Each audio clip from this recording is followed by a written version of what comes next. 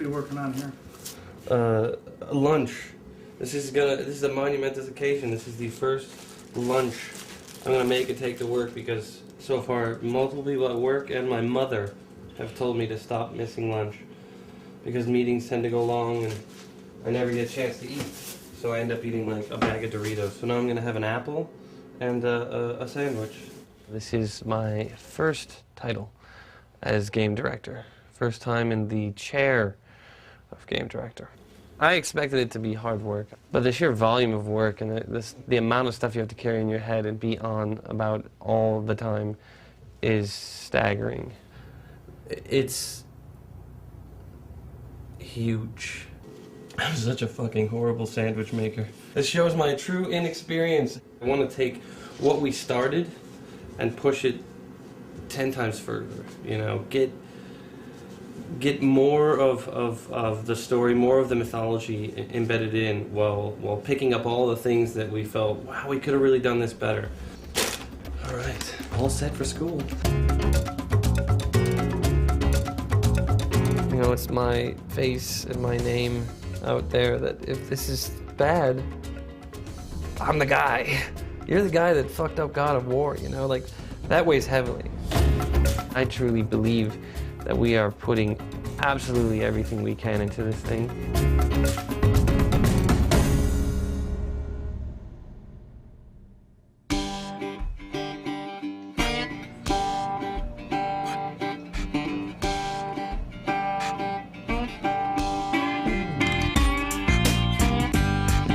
First, I want to apologize for my voice. It's a little rough. I was in Phoenix yesterday watching a football game, so it'll be cracking on and off. Go Rams.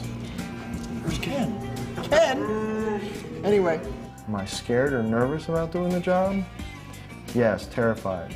But the reality, and the good fortunate thing is, only when I get a chance to think about it. I'm not given much opportunity to think about it. We're starting to get to the point where we have a lot of stuff done, and it's going to be cool to start showing it to everybody. For the most part in the project, I'm, you know, kind of an information person, going to different departments and like a sponge, soak up as much information as I can so I can direct people in the proper way. It's very, very challenging. At times it can be incredibly stressful, like right now.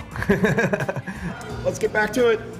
It's Rita calling from Sony. In terms of our new leads in the departments and their rising from a senior level environment artist to an art director, from an art director to a producer, from a lead animator to a game director. It's really a testament to the level of skill that each individual brings, that they have that multifaceted background, or at least the drive to pursue something and pursue it at 110%.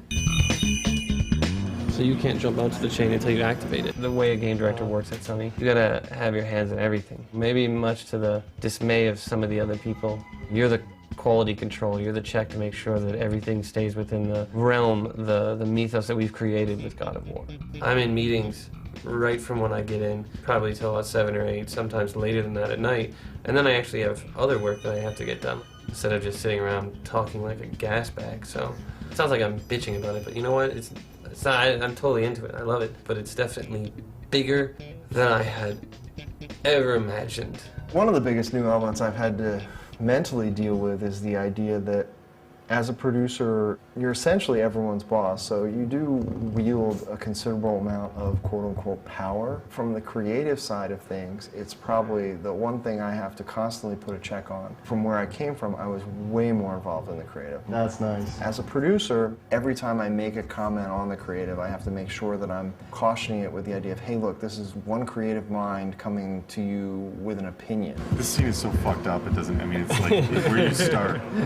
There's a lot to be learned about just interacting with people and keeping my cool as much as I can, and you know, not trying to offend people. Like on the last project and up until I started as an art director, I was very blunt and kind of, sometimes I might have had kind of like, you know, a fuck it attitude, but now I have to be a lot more political about things. And it's actually like, the more I do it, the more I understand it, the more I enjoy it.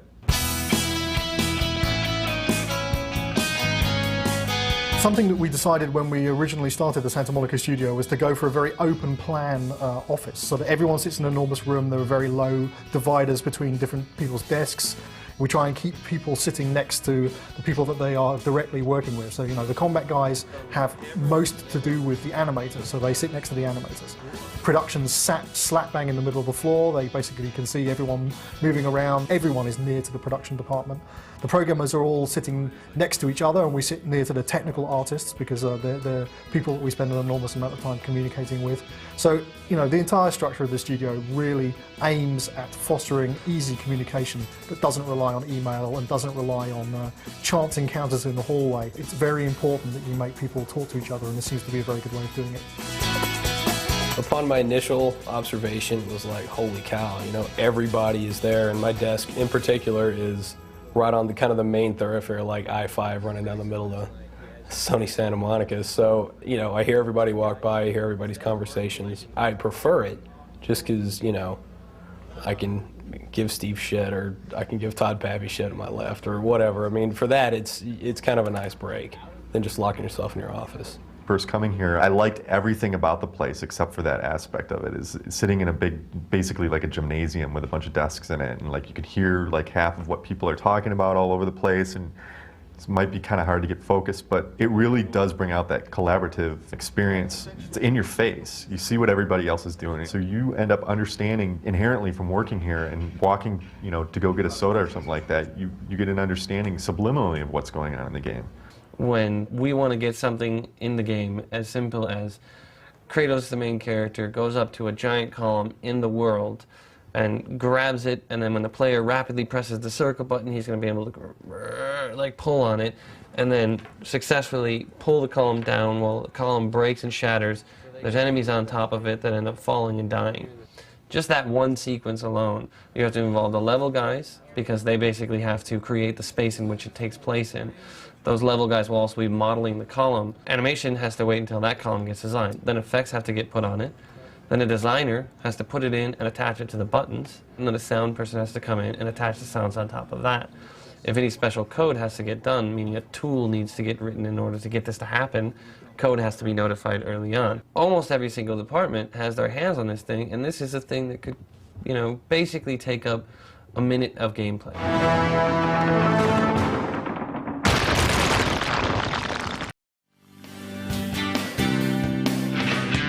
God of War II has about 70 people on it. We got a pretty big team. Each department within the game development process has their own lead, and each week we have leads meetings kind of discussing specifics of what's going on. I will jump right in with Charlie's updates. Great, okay. This title, Visual Development Director, is really kind of something that we wanted to test out, because we really didn't have anything like this in our production pipeline. I really wanted to get all the visual development guys together, because before there wasn't a lot of collaboration. We represent the whole minority group here. Yeah. Anyway, this is actually what it's like. I want to get an update on what you guys have been working on this week. Okay. If you guys have been working this week, why don't we start on this side? Eric, do you want to just kind of run through some of the stuff that you've been working on? All right.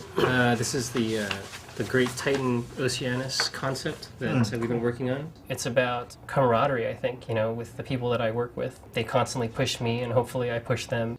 How big is this guy right now? He's huge. He's massive. It's just kind of about really enjoying yourself and really unleashing stuff in your mind to create something better than what we did before on God of War I. It'd be so cool if we can actually fly through all this stuff. Oh yeah. I think they were talking about that. I don't know if it's going to happen. Would be cool. I've been working on IO horses. Cool. I'm definitely excited that I get to be part of, you know, a team that gets to create this, you know, world that people are going to see. It's just another take on Greek mythology, so it's really cool.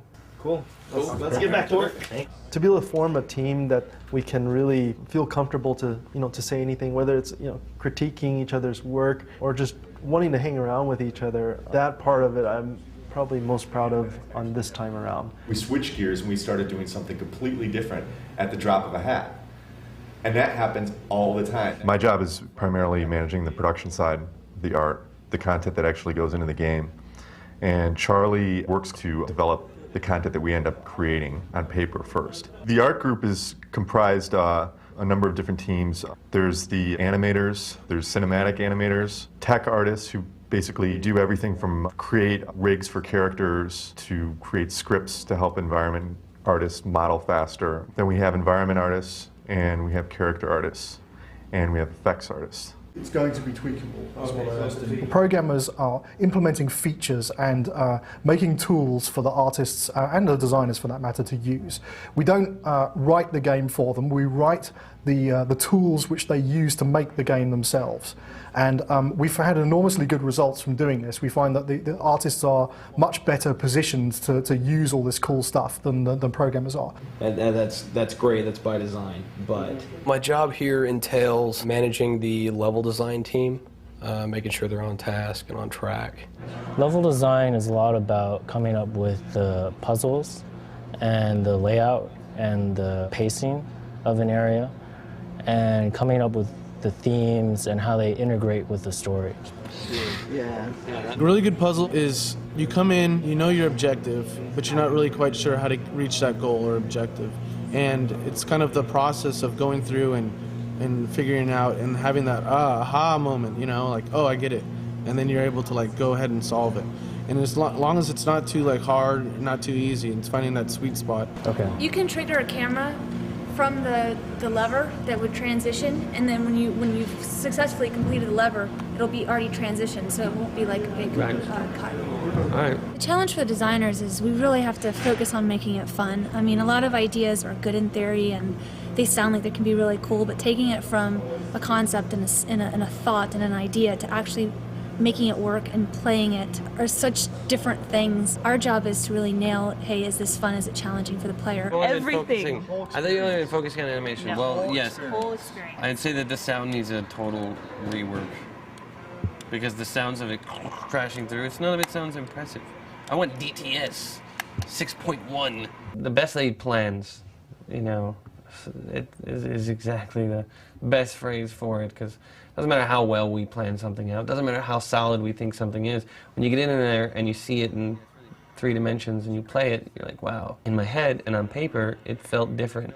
We have to fix this, you know, to change this. We'll magnify that by 1,000 because it's every single aspect has the exact same result. Each department, you know, art, animation, characters, visual development, programming, and design, that was pretty sweet.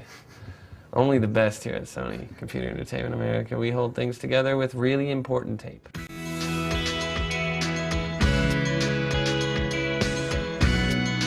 One of the areas that I'm most pleased with and surprised about is the fact that there are a lot of people that really banded around Corey and supported him through this endeavor. He's in a pressure situation, and without the team, he's left with nothing. I gotta say, it's way better than it was before.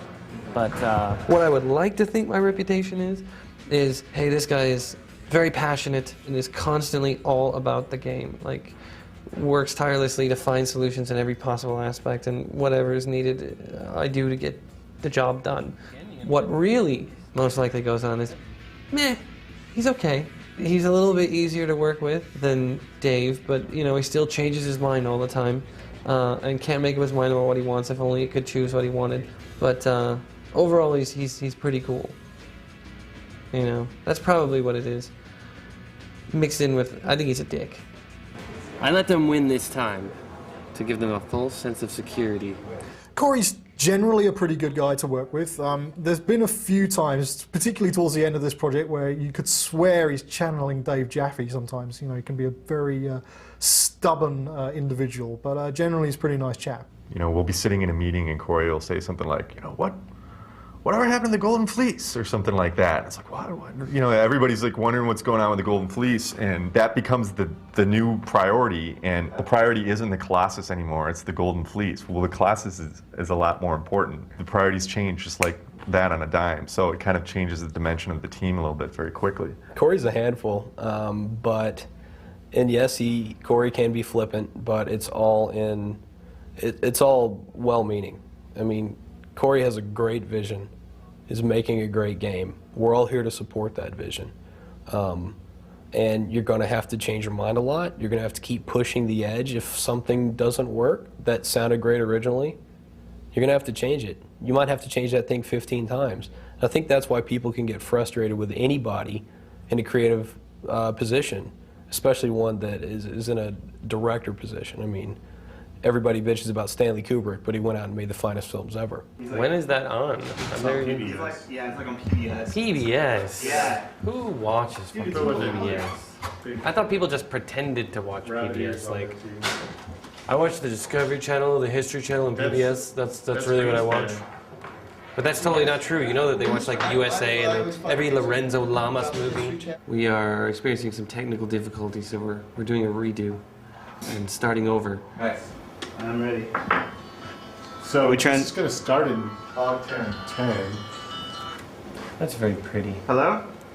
But does your wife do your ringtones for you, or what? All right, start taping now. We had a little glitch in the Cyclops mini game, so we had to start over, and I blame Joel Tobble for that. That's him right there, ladies and gentlemen. The talent level of the team, just the amount of guys here that are able to produce art and animations and think of different crazy ideas to do with Kratos, and the programmers. The talent level on the team has just been absolutely astonishing. Although challenging and not easy and not perfect, I think the teamwork that's been going on for the past couple of years is something this whole studio should be proud of. I've never met a group of people who are more enthusiastic and passionate about what they do. Nobody really has an attitude or that's misplaced or anything like that. Everybody has this healthy level competition, and you know, you look over your shoulder to see what somebody else is doing, because maybe you can learn something from them. When you see other environment artists and you go over at lunch or on a break and you check out what they're building and you take off ideas from them and they bounce off ideas with you, and everyone's giving feedback. It keeps a little bit of healthy competition going, and at the same time it brings up the quality of the game. This is a team that I think truly inspires each other. You have to be on all the time, and if you're off, people notice and the work suffers. So, you know, you generally need to come in and have 5 good days, not a single bad day. Of course, that's not possible because we're human beings. E3 is a big opportunity for media to get a glimpse into what's going on with the various software as well as hardware. It's kind of an opportunity for developers to kind of show off. It's bigger than Oscar night. I mean, it's huge. It's a chance where you get all these, you get all developers, you get all studios, you get all the gaming consoles like PlayStation, Xbox. Everyone's going to be there. It's hyped up. Everyone's psyched up. Everyone's just a fan of games. We are about to go into our E3 meeting, sort of a pre-E3 update meeting to kind of get a status check from all the key leads of where we're at on the entire game. And this is actually going to be my first playthrough of the E3 build all put together. And hope everything goes fantastic, because we don't have that much time. After I hit yes or no on the progressive scan, what's the next image that comes up? Front end. Making demos for E3, it's kind of one of those necessary evils, and it's something that we decided we would embrace when we were working on God of War. We decided, you know, man, it sucks doing this, but, you know, let's just make the best of it, because, you know, if we're ever going to make this game successful, then, you know, making the press notice it at E3 would be very important. Start, Corey, first. So this begins This where? is the beginning, right there. E3 is important to God of War II because this is our opportunity to get the franchise out. We're kind of taking the training wheels off here and giving other people the controller and saying, you know, you play it the way you want to play it. We're going to have to gauge their reaction from that. Why did that guy just disappear? Is this not working? They didn't do anything. I don't know if this is all the latest stuff, because I'm seeing older animations. That has to get worked out. What about the art on this area? I thought it was... It's done. Yeah. Those little landing pads are missing. Did we, like, check this stuff before we have a meeting like this? Corey, be more effective. we were doing our best to do that. I'm not saying you're not doing your best. I'm just saying, like, would it be more advantageous? There feels like a lot of stuff like this. We wouldn't be having this discussion until 7 o'clock tonight. If that's what it's gonna be, then it's what's gonna be, right? No. So, I don't know, maybe if there's a lighting thing you do to kind of call attention to it a little bit more. I really want people to walk away from this going, fuck, I really didn't think that they could make a game better than the first one. We're just gonna trigger the Medusa to fucking jump you at this point. Right out at you. Like, she's big enough that she essentially almost fills the front screen and she just, right there and attacks you. Could she pop out? Well, could you, hold on. From this angle, I don't want to swap angles. It'd probably be much lower to be more dramatic, but I want to stay in the hallway. I don't want to pop to other angles. No, I understand. Player's here, she jumps out, scares him, knocks him, boom, and the camera keeps tracking towards the Medusa, so you get close up into her face and then cut. That's a CS move. Can you do that? It's not a trivial matter. It's no longer simple. It's a non-trivial matter. It was a simple setup before, and we could do that. Right. It's really easy to go through a production and go, you know, okay, this is sort of working all the way. I'll get the last 10%, you know, when we start heading down. Problem with that kind of mentality is always that 10% turns into 50, 60, 70% because it's like, oh, well, what I thought was going to work didn't. Now I get back to the drawing board. E3 allows us that opportunity to just go, we're going to get it all done, and it's got to be done all the way. And it kind of is a little wake-up call for a lot of people. I think that's great. Well, Pegasus animations, just so the Pegasus himself feel like we're still in first pass with not a lot of stuff in there, and I thought we were going to be much further along. This is the new God of War 2. This is going to be our signature piece. Steve is the guy that has to basically jump in the middle of the firefight and calmly figure out how it's all going to get figured out. Bullets whizzing by all over the place, and he's got to figure out what's going to go on here. And, you know, I'm over there with like a Gatling gun just firing bullets all over the place, throwing grenades at him. You know, hey, we should change this. Let's put this over here. What if we had rain in this scene? This would be awesome. Budget's going up in his head, schedule's ballooning out of control, and I'm just, you know, like a kid who's found his dad's gun, firing it all over the place. He's not sitting around waiting for this problem to get solved on his own. There's a lot of animation work to be done. For whatever it's worth, it seemed like we've been talking a lot about like art and some animation stuff, but it seems like when you go through the level, there's no enemies in there. There's a no lot of chests. design work that has to go through. Pegasus is like almost like completely undesigned at this point. I totally disagree with that statement. You guys need to sit down and play Pegasus. I played every day at Ray's desk. I mean, it's not. Right. It doesn't feel like. Dude, I'm not trying to start shit or anything. I'm just saying like we've been talking a lot about the art. I just felt like the artists are here, and from a Pegasus standpoint, I had said I need to sit down with Chip and Aaron. The purpose of this meeting is just to talk about the things that we can do, and then I basically have no place in saying that, I guess. Stig's coming from a really good place, man. He's a guy that I feel truly leads by example. You know, this guy shows you that it can be done by doing it himself, by really instilling that sense of pride within your own work, by showing that he has that sense of pride in the work. I'm not trying to start shit like it's not just observation. Yes, you are, but it's a good shit that you're starting. This isn't a dig on you, so don't think I'm attacking you. I'm just but you fucking suck. No, but seriously, we gotta fucking step it up. That's it. Excellent. There are numerous red flags. There's a ton of stuff that really needs a lot of work. Stitching the level together still really isn't there. It's kind of duct taped together. Not even it's scotch tape. It's scotch taped together right now. It's not even that much. We've got a lot of art issues. A ton of animations that have to get done. So we're going to have a lot of fun trying to figure that one out. It was a good thing to kind of get a status check from everybody, but we have a shitload of work to do. It was also mentioned that the projectiles that fire from Pegasus seem to be coming from the Pegasus's ass. Pegasus is kind of an interesting situation that we got into because it's kind of like developing a new game. Every step of the way, you know, you get one thing fixed and then you find something else that you didn't know about. So it's not like you can say it was broken, but it's a new feature that you need, and it's still happening right now. Pegasus is a different game. Might as well be called Pegasus. It doesn't look like this year we are making it with Pegasus, and it sucks for all of us, but we all kind of feel the exact same way, which is we don't want anybody to see it until we all feel 100% about it. So that's the sort of the double-edged sword of E3 is, you know, you could chase the demo, trying to get it out there, trying to show people what you got, but if it's crap, you're gonna pay the price. I was running the Pegasus push to E3, and to see that not make it was like getting kicked in the balls by a donkey. Very hard. I think in the end we'll be all right, but I think right now there's still a lot to figure out with Pegasus.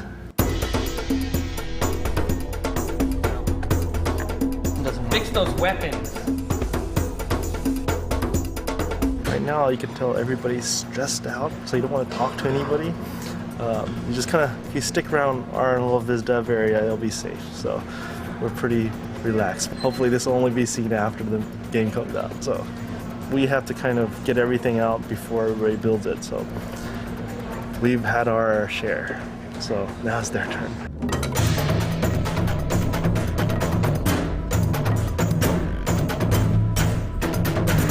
Can't go home until he goes home. I'm sleeping here tonight, man. There's no hope for you. It's all over. There you have it. I'm sleeping here tonight. That hole that is created, it feels like if we made it more extreme, like actual cracks that appear on one frame. We got so much done in this last month. We lost a few years off of our life due to sleep deprivation, but you know, we got a lot done. They get to a point where they're just like, I don't know, should I attack? I don't know. Over here, they just want to love. So yeah, I don't have any idea why he's just decided now that attacking is not in his best interest. It's incredibly daunting knowing that the entire team is pushing themselves really hard and everybody's, you know, staying late, putting in lots of overtime and really putting everything they have into this demo. It's a much more tense environment than it normally is. I mean, everyone's really under the gun. A lot of pressure, a lot of tired people. It's not rocket science, no one dies as a result of doing it, but it's a pretty stressful job nonetheless. Lots of very passionate people working on the project, and that can lead to some arguments and stress. And there's definitely a few evenings you go home and you just want to go and punch something. The stress level gets high enough that I just try to mentally just stop myself from caring and just sort of robotically go about it. And no matter what somebody says to me, it's just like, okay, they don't mean that. I'm just going to keep moving. There's a lot of freaking out and then just kind of stepping back and just reminding yourself that, you know, it's a video game. Who controls the camera tween? Does anybody? Is it automatic? How's that work? The product is ours. We have the right to beat the living crap out of it. We have the right to be picky and brutal and evaluate it from the, you know, this is shit, this is the worst I've ever seen. I mean, we have the right, we're creating that, we have the right to say that. And I find that if we don't take that approach, or if someone doesn't take that approach, when we release the product, everyone else in the world will. There's a smoothness to where the animation needs to be, and it's not there. It's not about you're not doing your job, it's about the product isn't where it needs to be, what do we need to do to get the product there? That's always been my philosophy. I gotta say, the ending is low budget. It's truly a live or die situation, you know. I want to make a great game and I want to make a great experience, but if I don't, it's probably it for me. I hope not, but most likely it is.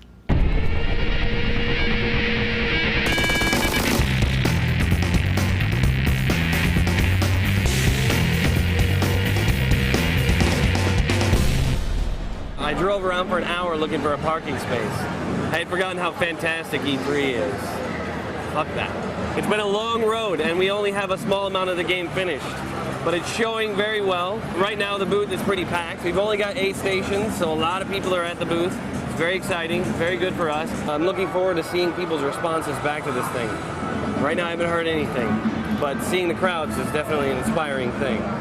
But it's cool. It's so surreal, like seeing the game you work on, like on the floor. It's awesome. Fantastic. I like the same gameplay with more intense moves. I like that you can do multiple grabs and that even though the guy is technically dead, you can still beat the crap out of him. As a consumer, I say, why am I going to go drop cash on a 360 or a PS3 when I can get that kind of performance out of my PS2 and a game that looks that great? That's awesome. I was actually kind of bummed out when I heard we were going to do this game on the PlayStation 2.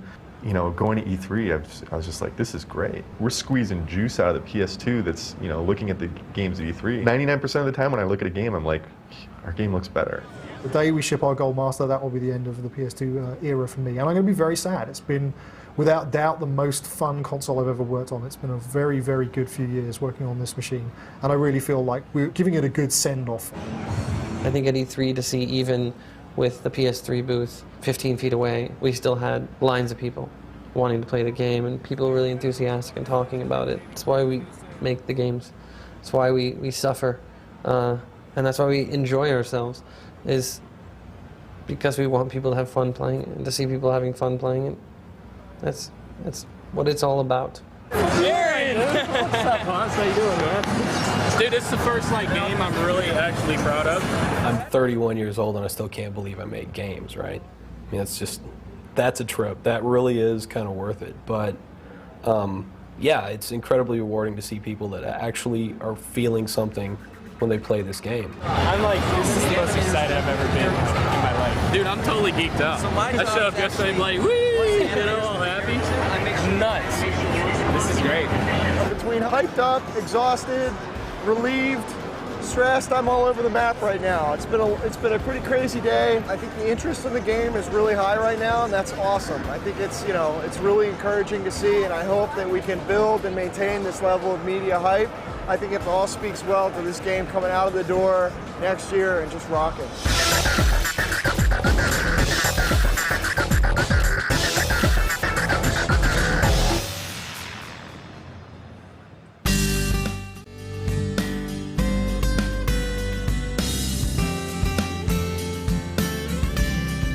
Alpha is all of the content that's taking up the proper amount of memory space on the disk, implemented in the way that it's supposed to be implemented, though it may not be fun, though it may not be perfectly, the emphasis on the syllable was wrong, perfectly implemented, and it may not be, have the final look of the entire thing, but the elements have to be there.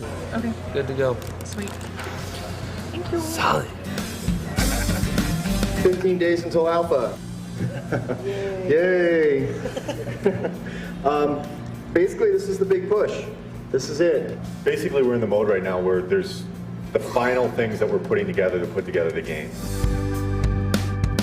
These guys are working their asses off, and I'm thinking about how to reward them. We have to do something. We have to get together and really have an opportunity as a team to toast each other, toast the progress thus far, and what we've been able to achieve in such a short amount of time, and with the stresses and the strains.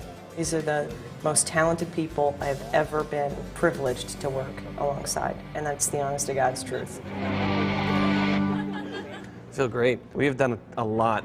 I know that at the Halloween party last year, we still had a lot of work ahead of us and there was a lot of uncertainty. What we've accomplished in this period of time is just amazing.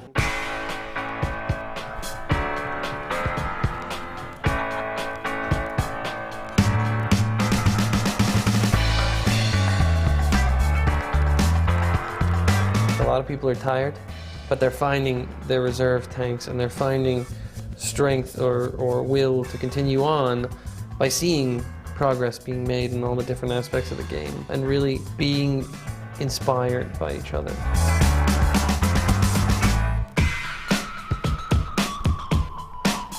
There's definitely a few things in this game. There's been a couple of things I've seen in the last few weeks.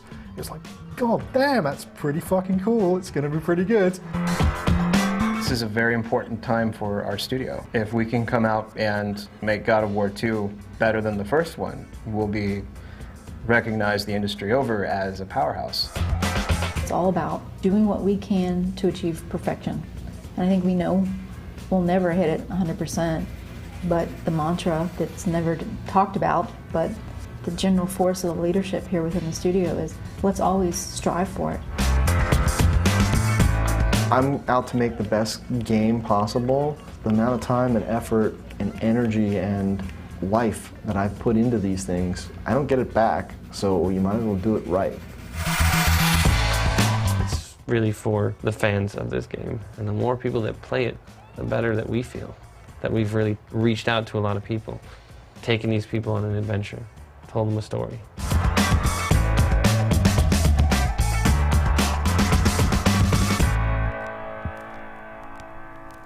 So is that good? That's good. Have we got it all? We got it all. Fan-fucking-tastic. I mean, it seems to be taking a bit more of an important role lately, like a lot of people. What's going on here?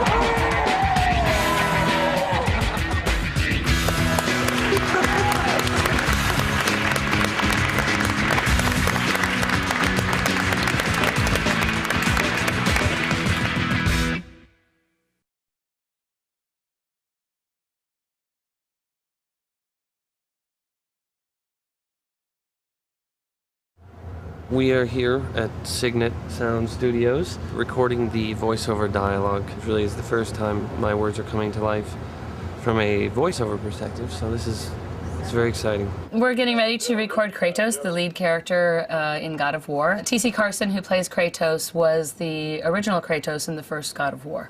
Athena, you conspire against me? Kratos is this god that he's been stripped of everything. His mother's dead, his family's dead by his own hands, and he's just seething with anger and guilt and all of that.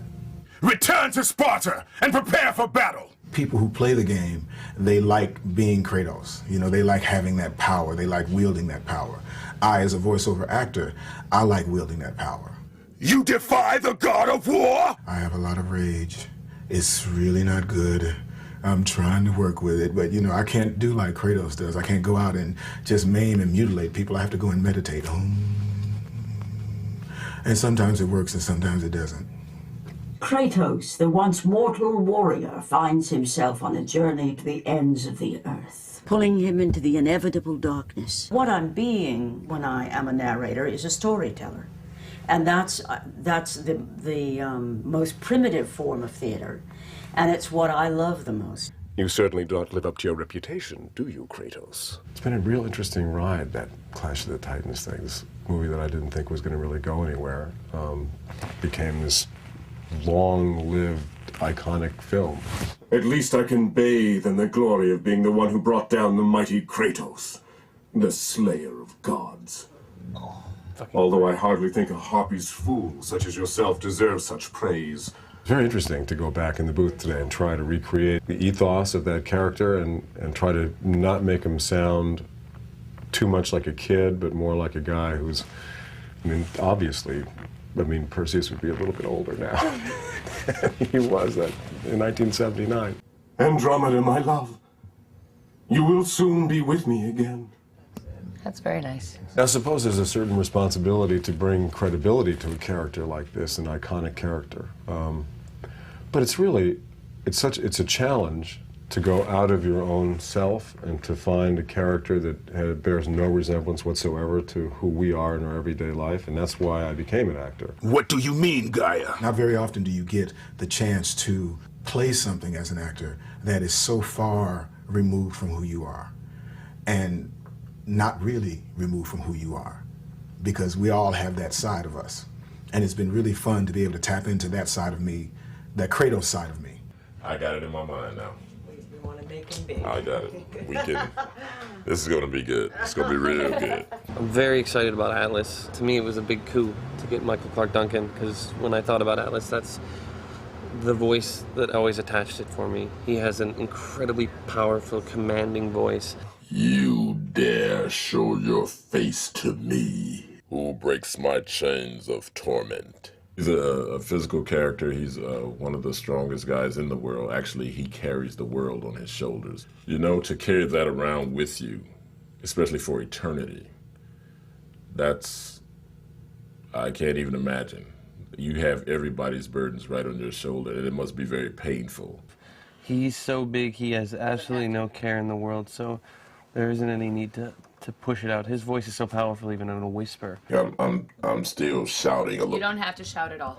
Don't Thank shout, you. yeah, don't shout at all. You don't have to push it at all. The relationship between me and the voice director is very unique, because she is giving you, or he is giving you, specific directions on how you should say the line. That director is there to help you get a physical and a mental picture of exactly how this character should be played. I could not do this any other way without having somebody back on the other side tell me, okay, Michael, say it like this, say it a little softer, say it a little bit more angrier. They're very essential to what I have to do.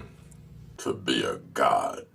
Well, that's what I'm talking about. Return to Sparta and prepare for battle! Usually they tell you to bring it in, make it smaller. Can you tighten it up?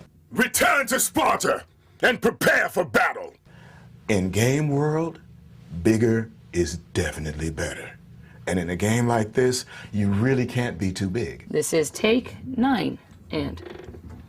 This ends now! That's good. Very nice. Well, we're being quite a team today, huh? It's great to work with people who can work with you, who know how to work with you, and know how to get the best out of you.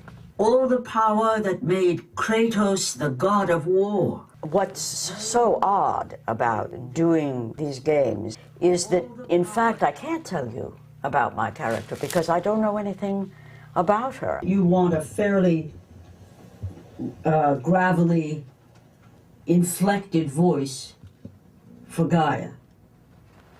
So I'm wondering if perhaps the narrator is just a more simple, straightforward voice. Narrator and Gaia are the same character. They're just presented differently, and we don't want the voices to sound at all different. They're working in broad general lines with Greek mythology. And so I address the language of my lines in an epic fashion. But beyond that, I really don't know anything. I'm just going in the dark. And they say, oh, that's great, or, oh, we'd like to try that again. So this exclamation point after away, even though he's got his head down on the door, is that still... When he says, and now you've dashed it all away, that's when he's going to turn around and it's the accusatory, like... To do a voiceover of something that I've never seen. I mean, I know Perseus, I know that character because I played him, but I have no idea what's going on in this game and what the challenge really is within the context of the game. So it's a little odd. Am I, the great Perseus, to kill this fallen god to receive an audience with you? Nice. Will that allow me to bring my love back from the grasp of Hades himself? Yeah, that's great. That's where it's at. That's the level. The people that create the video games, I'm sorry, fellas, but they're a little nerdy. You know, t-shirts, jeans, and, you know, they are really particular about their game. To watch them listen and see their game come to life is really a joy. But there was more resting on Kratos' shoulders than he could know. My nephew is a big gamer and has friends. Sorry. Has friends who game. If they're all as bright as he is, yes. Sounds like a very interesting group of people. Fight, Spartan. I missed by a long shot being a computer kid. I was one of those people who had to learn how to do it in my 40s. So you're not a gamer? I'm not a gamer, no. My experience with video games in general is that right there. But, you know, I'm from the generation where, you know, computer stuff is, you know, we getting through it. A war the Titans believed we must win. I used to play video games, the racing, and I got kind of geeked up on that, and found myself spending like 5 and 6 hours playing this racing game, and it just took too much time. And I said I should be doing something else more productive. To me, I don't get it. But then again, you know, I'm an old fart. Nothing will stop me in my quest! I will have my vengeance! I saw some of the pre-animation stuff, and they had put the voice in already, and to see the character move and to hear my voice come out of that, it was a trip. I would like to get that body right there. Maybe a couple more pounds, a couple more push-ups, I'll be there. It's a good thing I don't have to turn into that, isn't it? My title is Senior Technical Artist. The duties that involves are setting up production pathways, maintaining those production pathways, and then specifically on the technical end, we use a lot of what we call MEL scripting, Maya Embedded Language, which is our 3D package, and we write scripts and tools and UIs and that to make certain processes as easy as possible for the artists to use. All our characters consist of simply a character hierarchy, which is his bones and his geometry and textures, and then we have a list of files elsewhere that are the animations. And we're able to look at those really quickly simply by opening each file, but it proved to be even more useful to be able to put them all in one file and look at them in sequence. So we could see how the run goes into an attack, which goes into an idle, which goes into another attack. I think we're going to see some exciting results from the animators being able to use that and see their stuff a lot more quickly. I thought I was really creative, but then I found out that I was more technical in the long run. Okay, I guess I'll come up and look at it. I think I'm pulled away every hour. Maybe I get 2 hours at my desk on a hectic day. Sometimes I don't get to my desk, which is the worst. Hey Jackie, I generally tend to know everybody's position on what they do or can and can't do, and most of the bugs that come around. so I generally just get to fix it. It's probably looking for another camera. If I wasn't here, most people would think that it might explode the entire building, but I kind of beg to differ, because if everyone pulls their knowledge together, we could make it through no matter what. Another problem solved. Just one more in a long day of solving problems. A good technical artist should definitely be creative, but the most important part is being technical. There's a character called Pegasus, and it's basically a horse that has big wings. The character artist that was working on the feathers was trying to figure out a nice way to make the feathers look realistic. We did a test with joints. We had 10 joints per wing that we used to move the different points on the wing around to give the effect of turbulence deforming the wings and the feathers. We quickly realized that that's something that's going to be too expensive, so we pursued other ways of doing the same effect. I then did a test with something that's called blend shapes. The way it works is we create 3 blend shapes, one for each version of the random kind of feather movement. And the way we do that is we just select the mesh, we duplicate it, move it to the side. We then select the vertices where the feathers are, and then we use the script that randomly moves these points around. Here we have the 3 versions of the different feather effects, so you can see that these feathers are kind of randomly moved around on each version. So if I move this up, you can see it, the points moving randomly. And in the game, when we bring it in, it looks something like this. I really enjoyed trying something new that's never been done before, at least not in our game. When the challenge is, hey, we want you to do something grand, but on the other hand, we want you to make it as cheap as possible for the engine to run. And when this worked out, it was a really good feeling, and everybody was really excited. And it added that extra oomph to the effect that, you know, to sell it to the audience.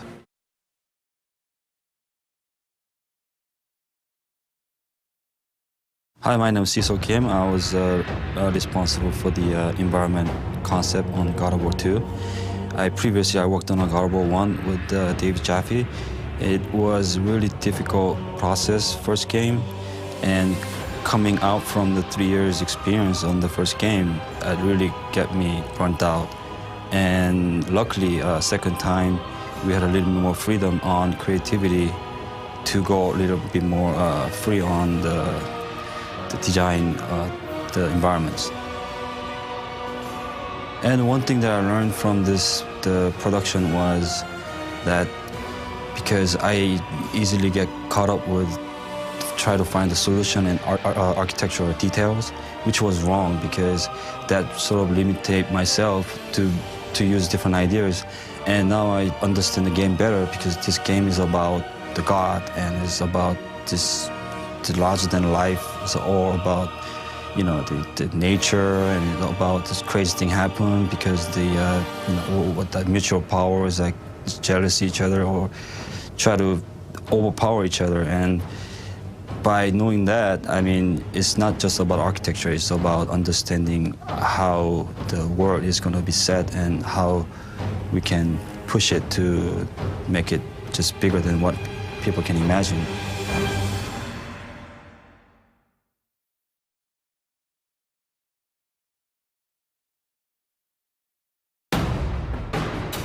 Hi, my name is Andy Park, and I'm one of the concept artists on the God of War II team, and I'm talking about the God of War II creatures. God of War I created a mass array of different creatures that more or less the audience is aware of, like the Minotaur and Cyclops, all the creatures from Greek mythology.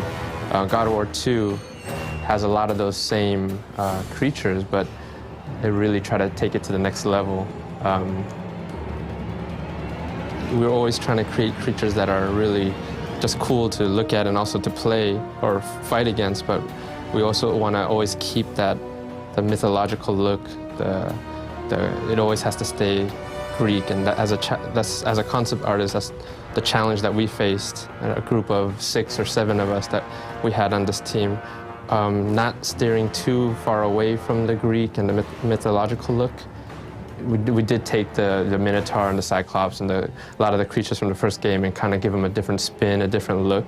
We're really trying to just kind of take it to that next level and also creating creatures that have just more variety than what you've seen from the first game. You know, there's just so many different creatures in Greek mythology. Unfortunately, we're not able to have all of the creatures in this game.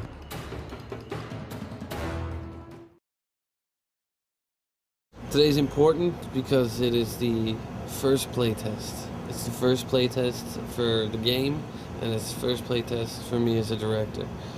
So it's kind of a monumentous occasion. The week, it was long. It felt like about a month.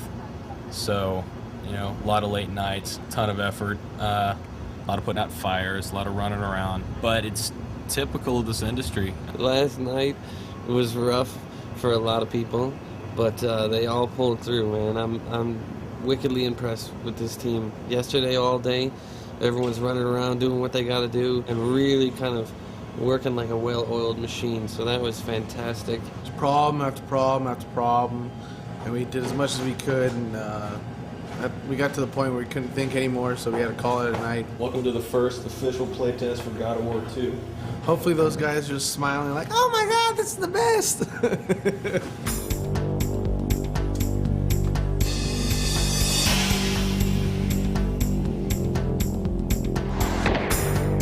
Everything is being videotaped, and it's actually being fed down to another room. Multiple people can view it from multiple perspectives. So far, everybody's fallen off the bridge.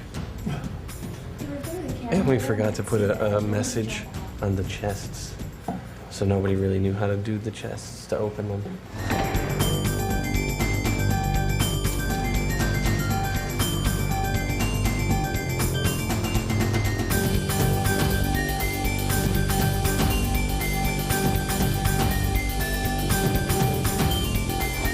I think one of the responses would be, man, this game is rad. Everything you did about it is so good. You guys rock. I want to be like you. In which case I would be like, oh, please, no. We'd be very excited, but also somewhat bummed because we wouldn't get much constructive feedback about how to make it better. The other extreme end would be, wow, this sucks. The first game was so much better.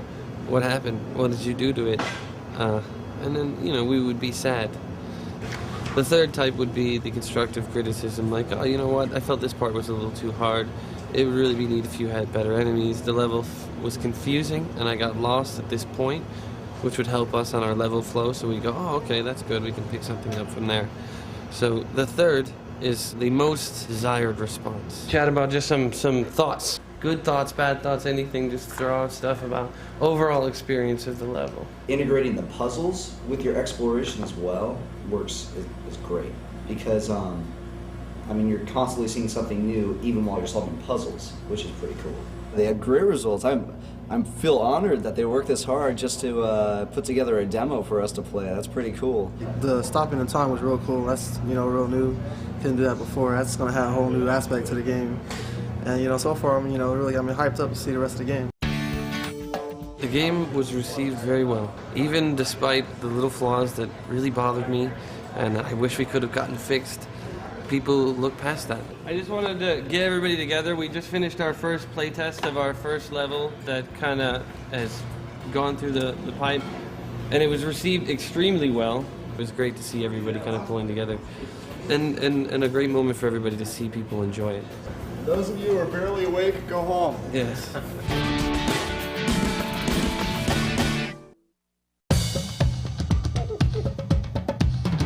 Okay, about 30 seconds away, people. Okay, people, let's do it. And a hush fell over the crowd as they ascended the staircase to Focus Test Central. First of all, welcome and thank you for coming. This is extremely important in our development process, so please be as brutally honest as possible. If you have any problems, Adam and Paul are here, and I think that's about it. These guys don't have any preconceived notions of anything, so therefore they'll catch all the mistakes that we just take for granted.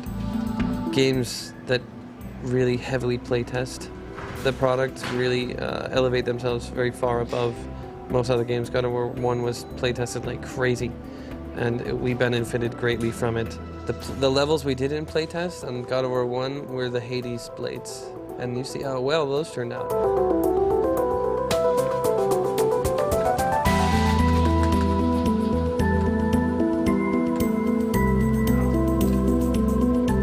Oh, dude, the fucking bounty volume thing on the trainers. Yeah, the 2 pop away. The 3 pop away. Yo. Hey guys, please keep in mind they can't use the wind magic. We're watching number 3 right now. Use the bow. Please ask them to stop. Sometimes the way you talk is really annoying, Steve. Well, you know what? I just want you to know. I find it I think annoying. it's a friend. Like, hey, you're walking too close to the edge. When the obvious, when you have to tell people the obvious 8 times, gets annoying. Well, there's 2 guys watching 5 monitors.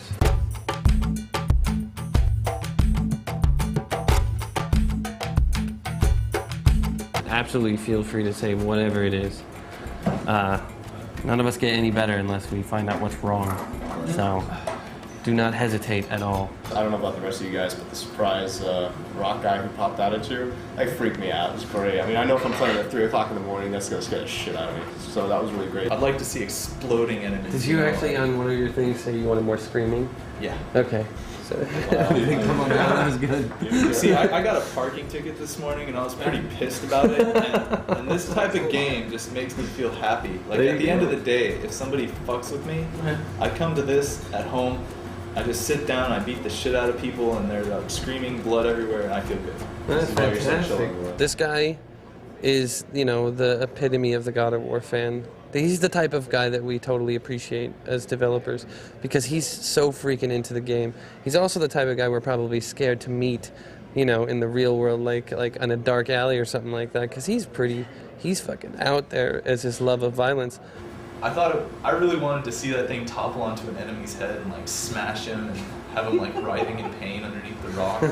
He may be taking it to the extreme, but I think everybody has maybe a piece of what he talks about, which is, I've had a bad day, and I want to go home, and I want to vent my helplessness at a situation at work out on something, and I don't want to do it in the real world. I play this game, and I tear this guy apart, and I feel powerful. Thank you very much, guys. This is awesome. This is really going to help us. We fared better than I thought we would, especially with how down I was this morning about it. So I'm psyched.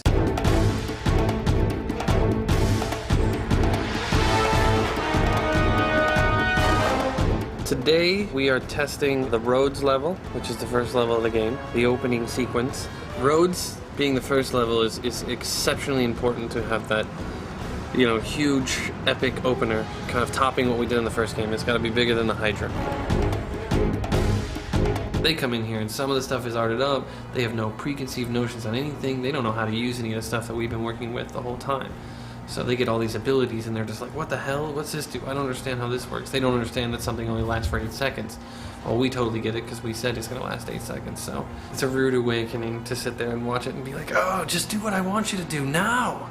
But, you know, teaches us. We were discussing earlier how strict the time limit was. Playtesting like this is vital. The people in the studio, very close to the project, have played it a lot. You don't see the obvious a lot of times. So the feedback is always incredibly valuable because they're the target market. They're the guys that are going to spend their money to buy our game, and we're here to satisfy the fans. Thanks again for coming in. We got a lot of work to do. We have 3 weeks until alpha. So looking at that, I know that we have some tough roads ahead of us for the next 3 weeks to get everything into shape, and it's time to go home.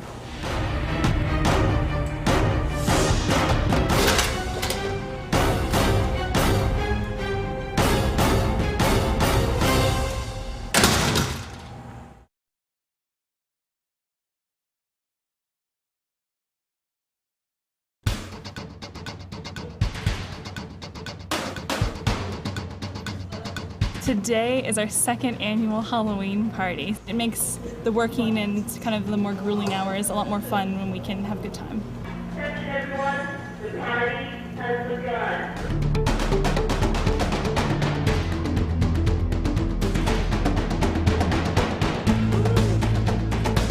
tensions are high. I've just recently had to cut a level. We're, I think, 6 or 7 months to alpha, so I've already had to start hacking away at my baby. We had a couple meetings. We were in character meetings and we were in effects meetings, and everyone was kind of getting really tense and really stressed out. This is a lot of stuff. This is more than we thought. You know, the realization that you've got some pretty hard roads ahead of you kind of hits everybody, I think, pretty hard. I had a meeting with the producer afterwards, and he was kind of like, you know, maybe you should think about cutting Atlantis. And I think he was partially joking, but he was also a little bit serious on, you know, hey, you may have to start making some cuts. And I was like, look, I'm not ready to make any cuts. I had that cheesy, like, what is that, Project Greenlight the first year when he was like, over my dead body, we won't get that. And it was kind of how I was, a little baby throwing a tantrum. And then I sort of realized, wait a minute, maybe this is for real. But in the end, I've learned a lot from that. Not that I'm so comfortable with it that I want to start cutting shit all over the place or anything, but I know that that's going to come again. Most likely I'll be sitting here talking to you again about what I had to cut again, and maybe 2 or 3 times after that I'll just be like, I don't care, cut some more. You know, maybe we'll just be cut crazy. We'll release it on like one of those really small discs. You know, God of War II, 7.5 minutes long. Just kidding, it's not even going to come close to that. The object of the game is to stomp out other people's balloons, much like other people's creative dreams, without having your own balloon or creative dreams stomped out. It's actually a great metaphor for game development. It's a group of people shooting at each other's ideas. Are you supposed to stomp your own thing or not? No, that's not really true, but it is. I think if we can get all the balloons tied around everybody's ankle before they pop them themselves, we should be in good shape.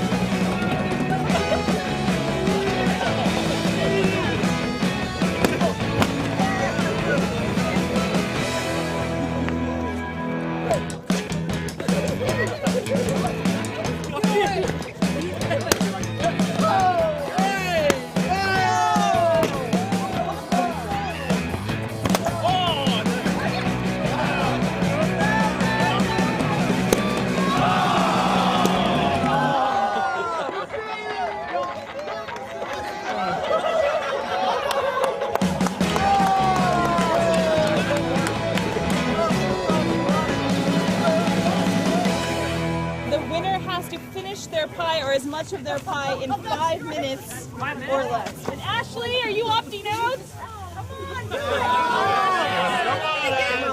You're talking trash always. All right, I'll do it just because I like talking trash. I'm kind of full right now. I don't know if I can handle this delicious pie. I'm ready for this. I'm going to take it out. This is my pie.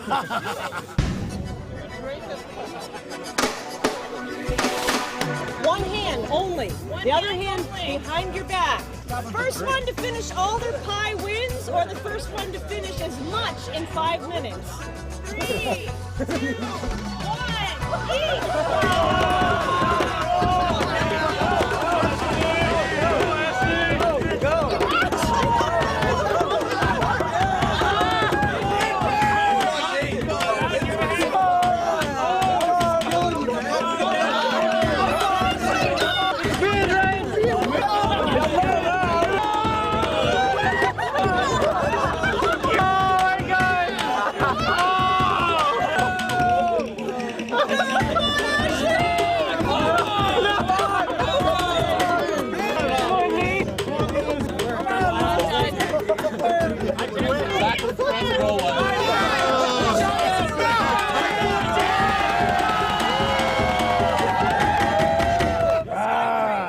Jason, how do you feel?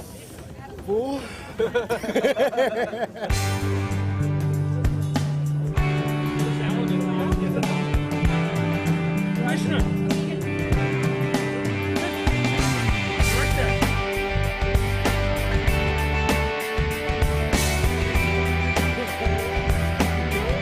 I got a few trophies and stuff.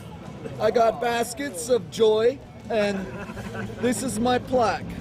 My friend Kratos. I drink to him, I salute him. I would say that I have an infinitely larger amount of respect for the concept of a game director. I never knew the half of it.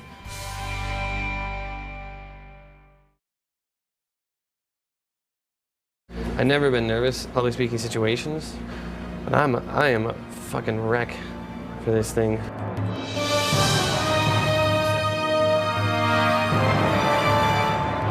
I'm going to basically be presenting the game, play through, and pray to God it doesn't crash. It'll be the largest I've ever seen this game projected, which just means any flaws are going to be like the size of a midget. All right, let's do this thing. You feel so much larger when you have a projected voice. Awesome. We are so completely set. It's crazy. I feel like one of those weekend seminar speakers. We loved God of War II, but we're deaf now. As long as they love it. And that's really all that matters.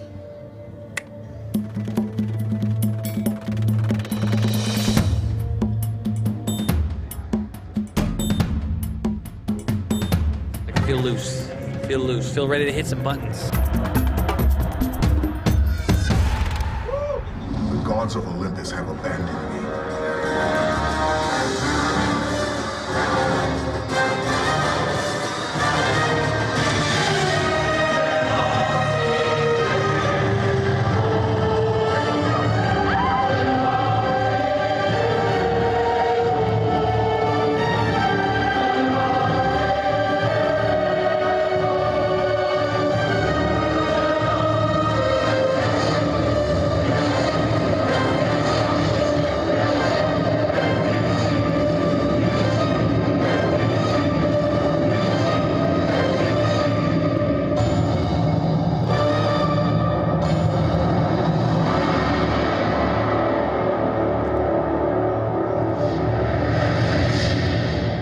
If the game crashes while I'm standing up there, it's the worst thing that could happen. Aside from me like sneezing and having snot hang out my nose during the press. Even then, I think that can have a funny spin to it. A crash is definitely not a good thing.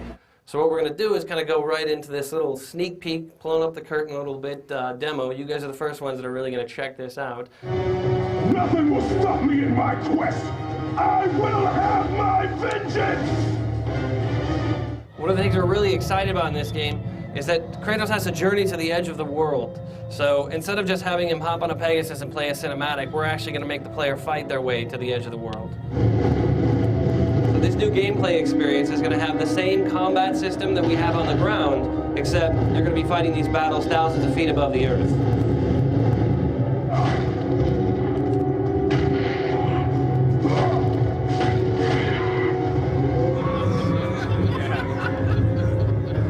So that part of the game is actually not necessarily directly linking up to this next part of the game. We wanted to give you guys kind of a diverse experience. So as in the last game, we're really kind of mixing up the environments.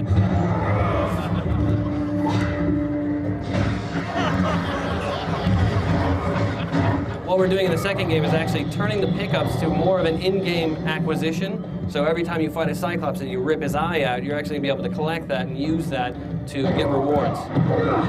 Help me with these beasts! I have found the secret of Medusa's temple! This is really showing that idea that Kratos isn't the only one on the island seeking out the Sisters of Fate. There are many heroes throughout mythology that are actually trying to change their own fate. And the enemies that we're bringing back are not just going to be sort of the standard size, we're actually going to be bringing back some of the other larger sized enemies. Now we're all the way back to where we started, and I'm actually able to use the Golden Fleece to throw the Medusa's beam back and turn the door to stone. And that is our little sneak peek into the E3 demo. I want to thank you guys for checking it out. To me, it's from the gut, you know, from the heart, that, yeah, it's going to measure up. I worked on the first game. Half these people worked on the first game, you know? What the first game was a culmination of all these people's work. And this is our blood, sweat, and tears, man. We would never, ever let it fall below what we strove for. We are absolutely not resting until we eclipse the quality of the first games. The response we wanted was what we got out of that press event. Because going into it, I kind of was like, what is the point of this, you know? E3's in 2.5, 3 weeks. Let's just show at E3, you know? But it was good. I see the purpose of it. That's really what game development is. They just keep moving the goal line, you know? Taking the ball away when you're trying to kick it. It's generally the status quo for this job.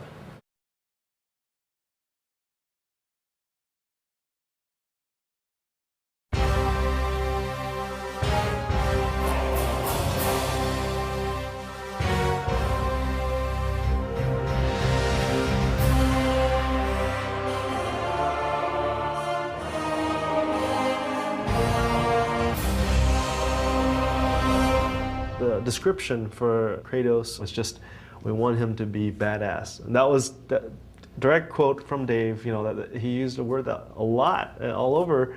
So I knew okay, that's a definite, we need to get that. But at the beginning, we didn't even know if it was gonna be male, female. Some of the sketches were actually a female Kratos, possibly. We're looking for anything that might work.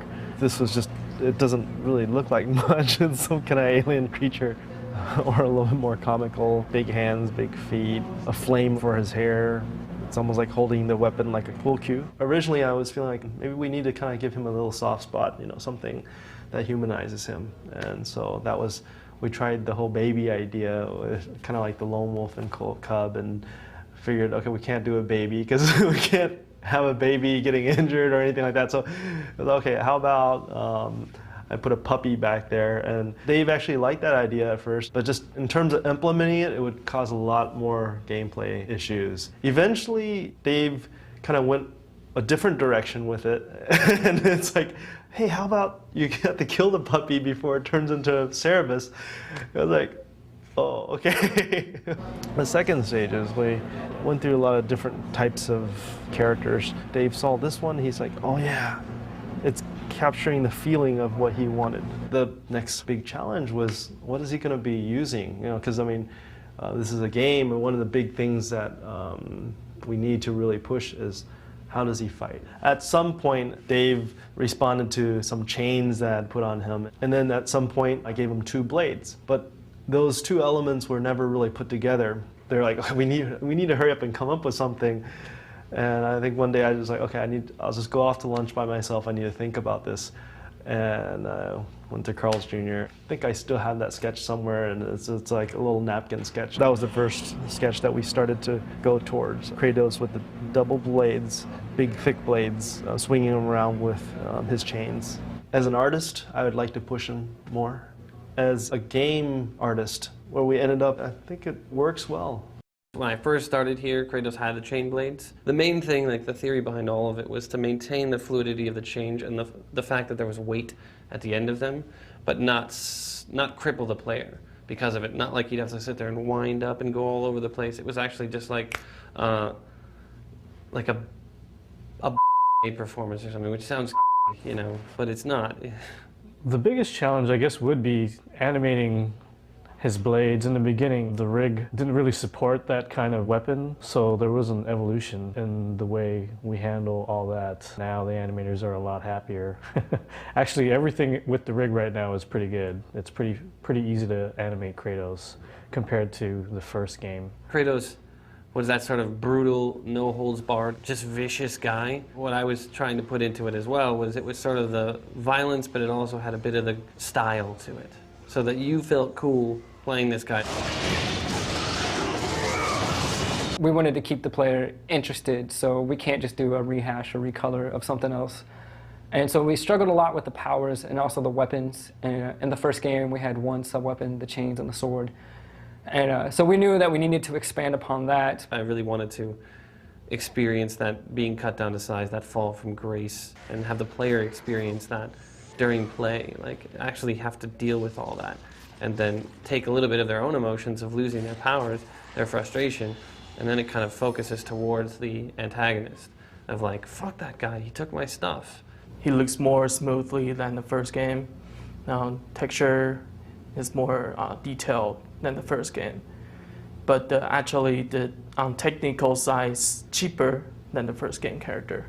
This is a model with texture, and we use the green color to do all the transparency. Initially it was very hard because the design always asks for a lot of things, and my initial reaction is, you know, no, we can't do that, or you're crazy. The tech group and myself, we kind of just beat our heads against the desks and we figure it out and we do it, you know, and then we actually see it and go, oh wow, you know, we can push Kratos to a higher level. He has full facial animation ability. We could do fine weighting. All the in-game cinematics are using this model. We're able to get closer to Kratos during actual gameplay and combat without any of the thing falling apart, which is fantastic. That's a really big thing. He really, I think, goes through a lot. At the end of this one, he's denied again his vengeance, and he finds out something that the extras movie said was already so, but just bummed me out that we said that, so we're pretending that the extras movies aren't 100% there. So all the people out there who are finished the game and have gotten this and have said, oh, what the hell, the extra movie said that Kratos' mom told him that Zeus was his dad. I don't care. A concept artist takes the descriptions from the director and just the story, and we design all the assets, whether it's a character, environment, a prop, whatever, anything visual in the game, we draw it up, we paint it up and design what it looks like. We've got this piece here. It's Kratos versus a Minotaur. This is going to be for another Game Informer. One of the nice parts about working on this image was that I got to kind of redesign the Minotaur a little bit, you know, and had fun with them right here. You can kind of see some of the changes going on here. One of the things that we ran into, because initially I had his head cocked a little bit further over here to his left side, but you don't see his face as well. So this was one of the changes that Corey asked me to do, was try to, you know, cock his head back over a little bit more so we can see his face. The palace is one of the big locations. It has sort of rounder setting, and as you progress to get to the center, you get sent to the bottom, and then there's dramatic magic release, and then you get to send to the top. I was really excited about the whole concept behind it. One thing that I was able to sell to Corey was having this two monumental statue in the front, so kind of accentuate, you know, actually step into this place, the worshipping like temple. The write-up they gave me was that he would create a void, and he's supposed to take his weapon, which in this case was a boomerang, and throw it into the void, and the void would appear near Kratos and strike him. His left arm was supposed to create the void, so I started to take half his body, or one arm would be kind of black, or half his body would be draped in cloth. As I went along, I started thinking about, how about if he threw up this void? So he would just kind of come at you and puke on the floor and create this void. Corey, he wanted it to become more like black smoke. So I started playing around with those themes. This was kind of what he bought off on. I was getting really close. I just had to make some minor changes on it. I really like him the way he's looking, and just at this point they killed it. Yeah, it's still one of my favorite pieces. It was a nice, for me, a nice exercise in development.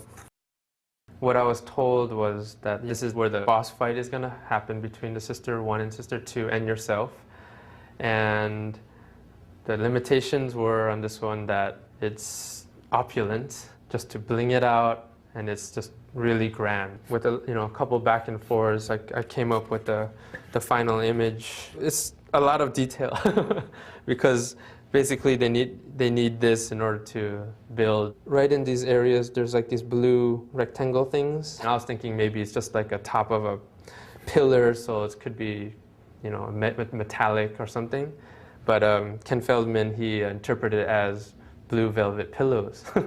So he actually modeled like blue velvet pillows in that environment, which is totally fine. You know, it could be seen as a place of worship, so maybe people were to sit on them and stuff like that. But so yeah, seeing their take on your idea, ultimately it's their idea, but you know, our concepts, and seeing it in a 3D form coming alive, that's where like the reward comes from. All I was really given about the character Oceanus was that he resides in a lake and then comes up out of the lake and starts to wreak havoc on the gods around him. This is what I came up with. Just a lot of variations of the Titan body. The reaction to these was less than stellar. They thought, you know, well, he looks like the other guys, you know, and what are you doing? With the help of my VizDev team, we were able to kind of push it outside of the box and really make some strange, bizarre things. And my team pushed me and told me, let's make this really weird and not worry about how it works. You know, just make it cool. This had a much more favorable reaction, but not there yet. And then he keeps evolving, keeps changing into more of a water creature. The elements that took me to the next steps at this point was to abandon his legs. This is where we finally ended up, which was just this sort of whirlpool of water just shooting up into the sky with his fists and just, you know, exuding power. Unfortunately, after all this work, Oceanus was cut entirely from the game. I hate water now. I really do. I just never liked it, don't swim very well, and this kind of confirms it.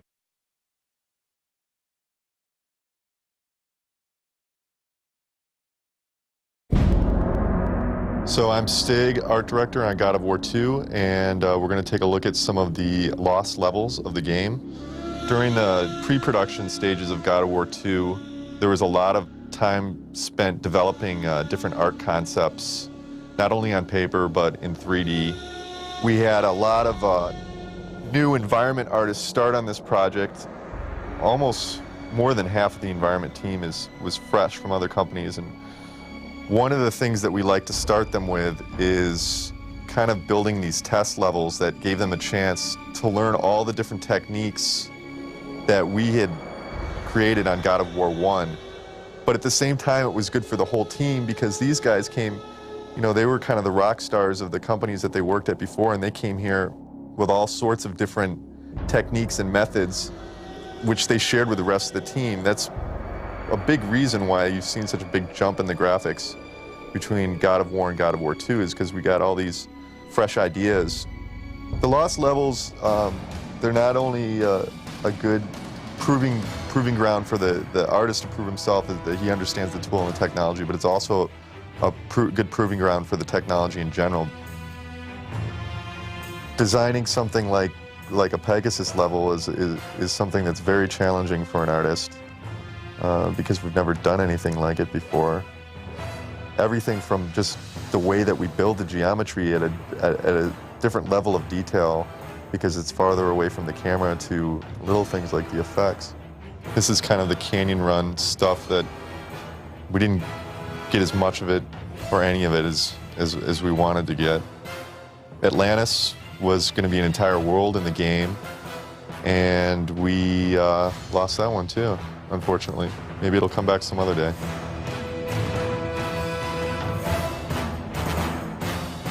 This is almost a complete level, pretty much. I mean, we had a lot of everything from the visuals down to all the scripting of the events and explosions, AI placement.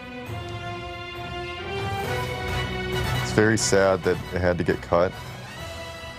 I remember when I heard about it, I was in denial for a few days, but we made our way through it, and we were all very happy with the other levels. So it's nice that it got to make it onto the lost levels.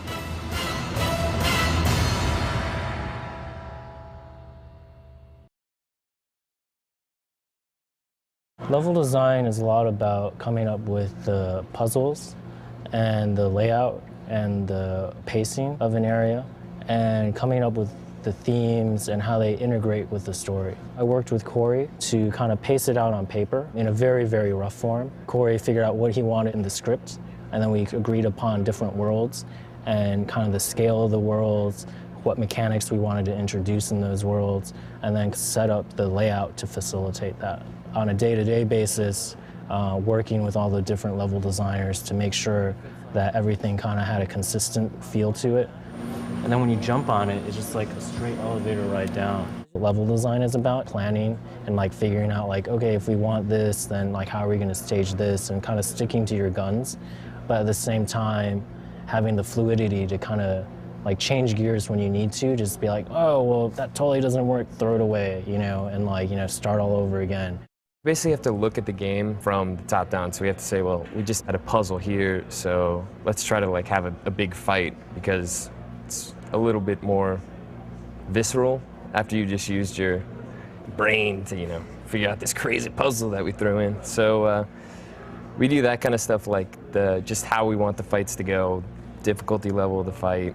How we determine how to pace the fights is very much trial and error. We'll spend days on a fight, and then we'll have a play test, and then we can throw all of what we just did out the window.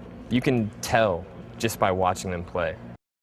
Camera design is basically taking the player and guiding them through the interactive experience. So the camera designer's job is to help the player understand a puzzle, where to go, what he needs to see in order to achieve success in a video game. The camera in a game like God of War II is incredibly important because it basically shows the player everything that he needs to know in order to become a master at the game. When we're doing like play tests and stuff like that, we're trying to figure out what are these players trying to see. We try to make sure that we're thinking about, well, what is the player's experience at any point, and what is the player thinking about, and so we show that. The basic viewpoint is that we're trying to stay behind Kratos, and we're trying to lead the player in the proper direction. We change it up when you get into an arena and you do some combat and stuff like that. Generally, you don't necessarily need to be behind Kratos at that point of view. You want to see all the enemies and stuff around you. So we might go to a side view, we might go to a 3/4 top-down view. We go to different views in order to provide perspective for the player so that he can see the enemies around him a little bit better. He can have combat a little bit better. His controls feel right for the combat. But that wouldn't necessarily be the same view that we have for when we're following them, when we're trying to just lead them from one point to another point. We take control away from the player on the camera, and we give them the shots they want and let them focus on just the gameplay itself. A limitation of our fixed camera system is that we have to show certain things at different points. So a lot of times we set up what's called a cut camera, and you walk into a room, there's a lever on the other side, and we need to let you know that that's where you need to be. So we'll zoom in on the lever, show that, and then back out and say, okay, now do what you want, but we pretty much just told you where to go. You only notice the cameras when they're bad. So I think that if you don't notice the camera work, I think maybe we're doing our job right.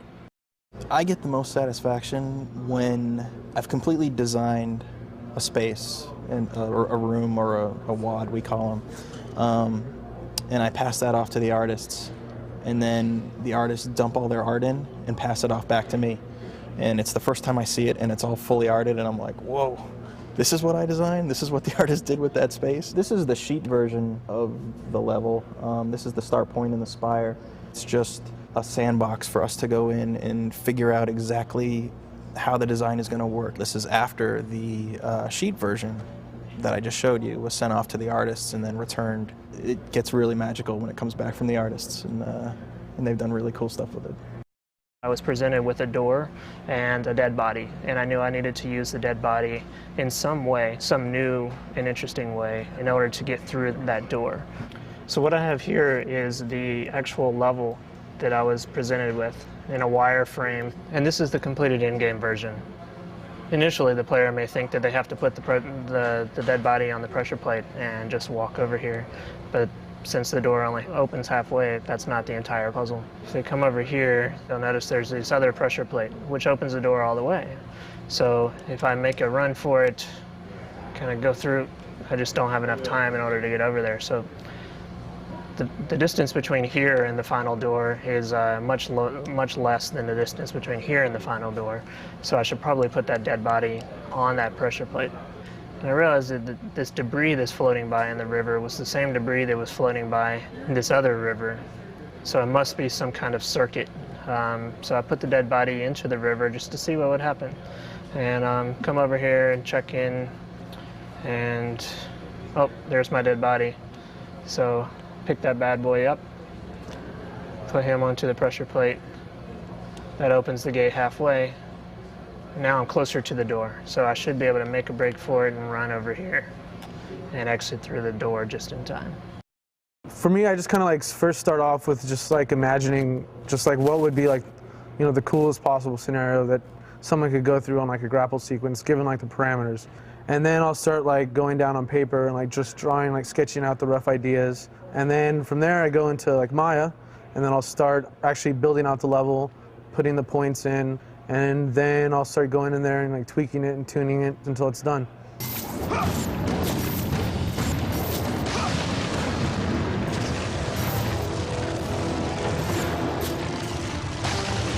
I was thinking like, wouldn't it be cool if something else is kind of going on in the background, something else to kind of like, as you're going through this, you're like racing against this other, basically like a fuse on a bomb or something. That's kind of like the idea I was trying to go with.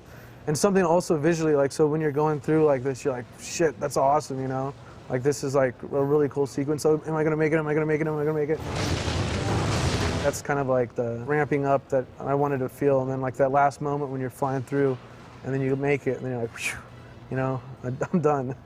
I hope in the end, you know, even if you're restarting and playing through a couple times, that it's not that long and you'll be able to get through it and you'll be able to have a, you know, an awesome experience, so. The different thing about Zeus is that he's our final boss. And so more care and more concern needs to go into that because it's going to be what the player remembers when they turn off the game, hoping that they finished it. So it needs to be very epic, very big, big moments, not really mechanic driven, but something where you finish it and you're like, oh, I need to tell my friend this, like, oh, did you play him this way, that type of thing. Not only is he the sort of final boss, but he's also the kind of the main antagonist, that if we do a third game, he will kind of stretch into the third. He was such an iconic figure that to ground Kratos back into Greek mythology, we wanted to make sure that when people looked at him, they knew right away that it was Zeus. They didn't have to guess, they didn't, you know, so it was pretty easy coming up with Zeus. I definitely didn't want to stray too far from where I think the literature and everybody's sort of traditional perception of where Zeus is at.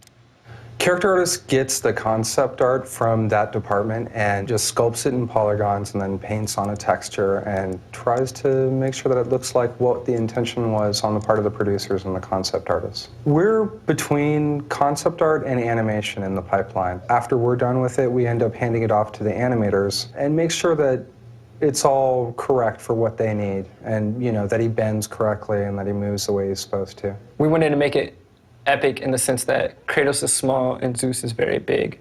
But we knew we had some problems with that, so we kind of played with scale, bringing Zeus down, making Zeus back to big. When we started modeling and texturing Zeus, we didn't know that he was going to be a normal-sized guy and then a giant-sized guy. So that ended up adding a little bit of work to the process to make sure that he held up resolution-wise. The fun part is painting the texture on and putting all the wrinkles and stuff in there. So we have two different models, a big one and a small one. And trying to get the big one to end up in the small space where the player doesn't realize that, you know, they've kind of been tricked that now we're loading up the small one or now we're loading up the big one. So we had to play with various ideas of, you know, we scale him up kind of off camera, but you kind of allude to it that, he's growing. Then when we cut back, you see him, you're like, oh, you know, that happened. So here we have a different model of Zeus, the big one. And then right there, we swap to the small one. And right here, we bring the small one back in. So using a camera POV change to suggest the... Right, we have the camera kind of emulate his eyes looking down and shrinking and all that. We didn't want to give him straight melee attacks, so sort of like how the Colossus is like punching at Kratos. We wanted to keep him more magical. So the things that we're working on are attacks that keep his godlike appearance without getting his hands dirty. They have so much history, and that history kind of unfolds in the horrible things that they do to each other in this fight. So it's a sort of an interesting tying together of all these different elements and really bringing together the actual mythology of all of these gods being completely insecure because of the kind of cyclical nature of overthrowing each other. The thing that you're going to hopefully remember about Zeus will be not only was the fight very fun, but the fight came to a finale where like, oh, now I see what they were doing and where they're going, and I can't wait for the next one. Usually in the very beginning of how we go about building the game and the creatures, me and Corey and Eric and the rest of us on the combat team will sit down and we'll say, oh, you know, we need these kind of creatures, or, you know, in mythology there was this, what if we took that but kind of put a spin on it so that it behaved this way? And then we'll sit down with the concept artist and we're like, oh, okay, we got this idea, here's these things that we want to get out of the creature. And then the concept artist will come back with like 20 or 30 different ideas, and they're an amazing team. And they'll be like, okay, here's a whole bunch of ideas, what sticks, kind of like the shotgun approach. And we'll go through, we're like, oh, I wasn't thinking that, but I wasn't thinking this either, and that will really work. The simplicity of this one, but sort of the personality in the face of this one, getting across that. But I mean, I love the skinniness of this guy. And then from there, we'll sit down with kind of the animators and the character modelers, and we'll go, okay, here's the personality, here's what we kind of want to get from it. And then we usually try to keep everyone in the loop so that when everyone else is working on their sort of set of creatures, they know what we're doing over here. So that way we don't have too much overlap. Most of the combat design that myself and the other combat designers do is on the enemy side or the boss's sides. So we come up how the enemy is going to fight Kratos and his unique attributes and his style and what he's going to do. We also come up with like the little tricks or the strategy that you're going to use against this enemy. And then from there, we come up with animation lists, and we work with the animator, and we go back and forth deciding like how's this guy going to attack, how fast he's going to attack, what types of blocks he's going to use, or whatever strategy it might be. From there, then we go into the code and we start building the character out, get him into the level, get him running, and play around with him, have him fight Kratos, trying to come up with the coolest way to kill him off. From there, it's just revisions over and over. The trick with this guy is he's covering up a little pressure plate.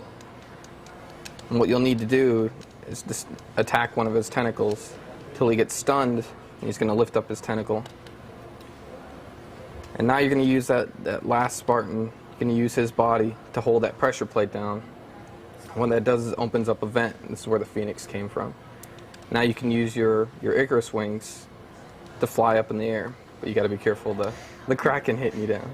So you want to use the Icarus wings to fly up, and then you'll get high enough where you can hit the Kraken in the head, and that's where he's actually vulnerable. One of the initial goals that we wanted was to create a puzzle-like boss fight, so it's not just hacking away and beating up somebody and avoiding their attacks. It's not just simple hack and slash. Kratos is interacting with the sisters throughout the whole game. You see them as statues, you see them in little sequences. So we knew that when Kratos actually gets up to them and has to fight them, that we wanted to make it a kind of a big event. So first you'll kind of fight her on the ground. She'll kind of hang out over here and dash around and throw these little fireballs at you. From a combat point of view, this was definitely one of the most challenging parts of the game. Well, eventually she basically flies up in the air like this. So you as a player, you can't really do much from this distance. So hopefully you take note and you see these grapple points hanging around. And you can't stay on one for very long because she'll shoot you down. So what you basically got to do is you got to jump from each one to each and hit her in the middle, just like that. And eventually you'll get her to a little stunned state, whereas you can jump here and take her out. We've been working on this for a couple months now. We're starting to see how it's going to be and how fun it's going to be, and hopefully everybody else will think it's fun too. You do not defy fate, Kratos! This is our wireless technology, the Sony wireless controller. We actually just took a controller and cut off the cord.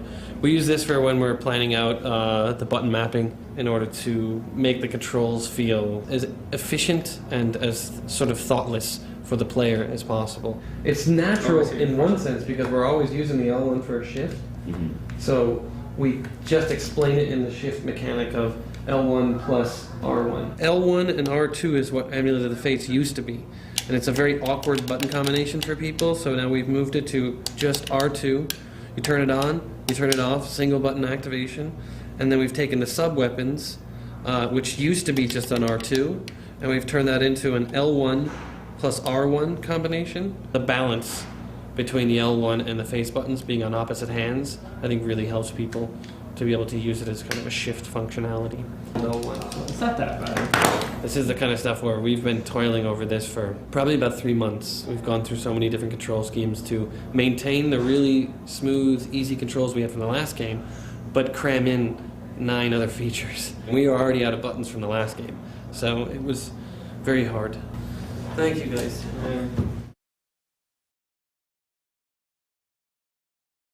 I plan and bring together all of the elements of what needs to happen for in-game animations. It's really all about going and working with the guys and making sure that they have what they need and that they're on the right track. Pretty much everybody in the animation team except for me is new. So with that, you get a lot of fresh ideas. One of the things she does is when she's dealt enough damage to you, she can come off the pillars and just charge at you. And the idea behind this one was to have her, because she's so thick and bulky compared to the other Medusas, I figured I'd make her move more like an alligator. I figured that would be the most threatening creature that would come to mind. It also gives her a lot of character. A lot of people like when they see her get down like that and come at you, it's like, whoa, she's scary.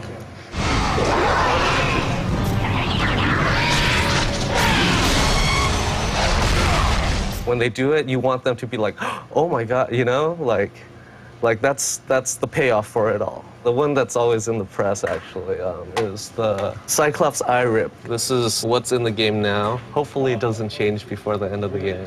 People love this move just because of the eye ripping part. It was that moment that people react to.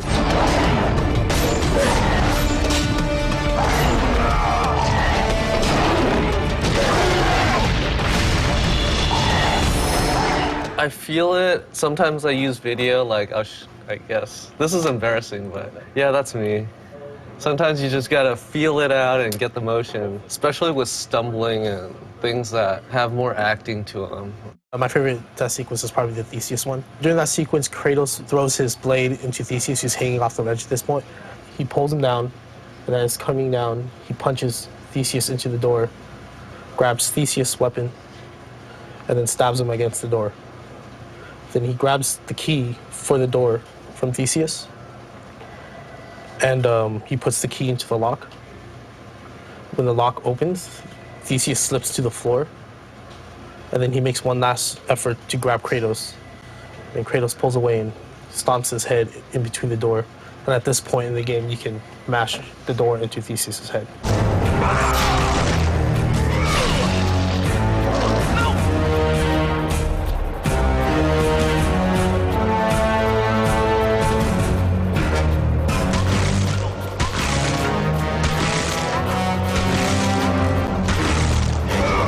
So when it finally gets into the game, into like the final form, it's a relief because it's like, now I've finally finished, you know, and I can move on to the next thing. Feel like I'm a little bit twisted. Coming up with different ideas, how to kill. How many ways can you kill someone? Originally, he was going to break his neck. I have an animation here. We had him jumping up on him and breaking his neck, and it just wasn't reading properly. It just didn't feel right, like Kratos. It wasn't brutal enough. So it was changed to this one.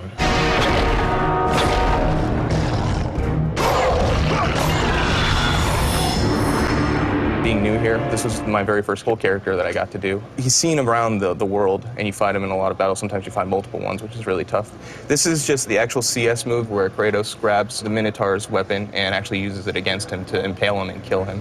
What we were working on was trying to make the Minotaur react like he would, like a beast or creature would. You know, anytime he gets hit, he's growling back at you and he's reacting to what Kratos is doing. The other challenge is in the middle of this anim, there's a struggle minigame where it stops and the player has to mash on the button to impale him. And that's actually pretty difficult. You know, it seems like it's just a 2 pose off thing, but I spent a lot of time trying to make sure that when he's pulling, you know, the strength of Kratos feels good. You know, the character responding and trying to pull back feels correct. And we're still working on it. It's not completely final yet, but a couple more passes and I think we'll be there.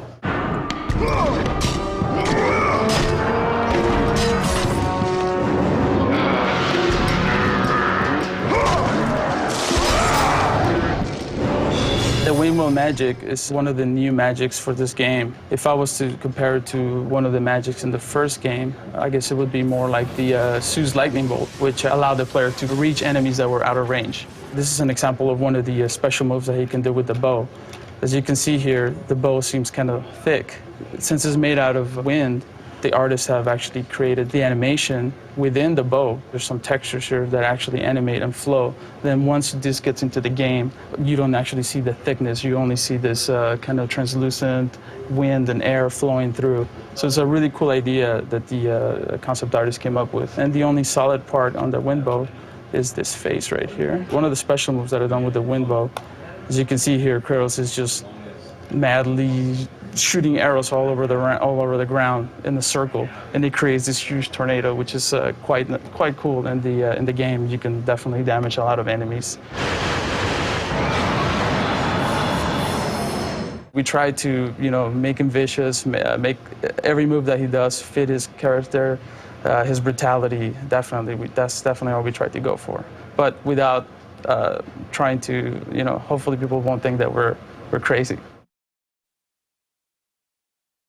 Anytime the player loses control of the game, we cut away to either what we call an in-game cinematic, which is rendered in the game engine, or you cut away to a high-res cinematic. The biggest challenge would be just trying to make it as seamless as possible, like from actual gameplay to cinematics. I provide the connection between all of the different departments that touch cinematics. It hasn't changed the end pose, right? Correct. It requires constant emails, phone calls, making sure that everybody's on the same page with the script, any dialogue changes, Corey's new wishes, music, sound effects, the whole 9 yards. We have about 42 cinematics ranging in length between 20 seconds and 3.5 minutes. So getting all of those to the level of a AAA title takes a little bit of coordination. In-game cinematics are the cinematics that are run through the actual game engine. In other words, these cinematics have to use game assets, the same characters, the same environments, the same lighting. Mostly I do in-game cinematics. What I'm going to show you is a cut between combat move to the next gameplay. And right now it's a very raw stage wherein there's no special effects, no particles, and no ambient sound. The challenges of this cut scene is just to convey Kratos' anger because he thought he already killed Colossus when actually he hasn't. So he's thrown into this water level. This is one of those cinematics that doesn't involve any dialogue or voiceover. It's pure cutscene.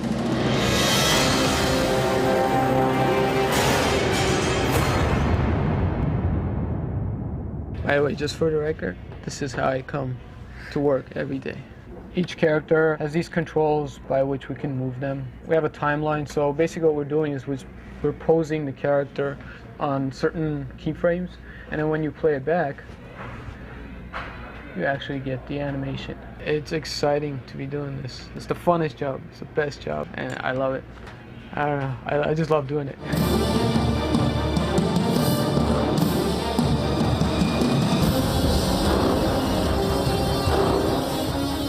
The most satisfying thing is when I really can take all of these pieces that exist already, some of the ones that I've had to make myself, and put them together and everything just clicks. This is a movie called Blade Offer 05. It's when Zeus gives you the Sword of Olympus. So what I needed to do was recreate roads. I used a lot of these pieces that had been built already, and then I had to build a few of the things myself, like this top stuff that you don't actually see in the game. Here's Kratos doing his thing. I had to put in all these sprites of clouds that they look strange here, but they render out correctly. Zeus opens the clouds and shows this light down, and here comes the Blade of Olympus. Comes down and there's these dust clouds, and then there's this little crack that pops up. I send all the information over to our dev kit that then builds everything. I offer you the Blade of Olympus.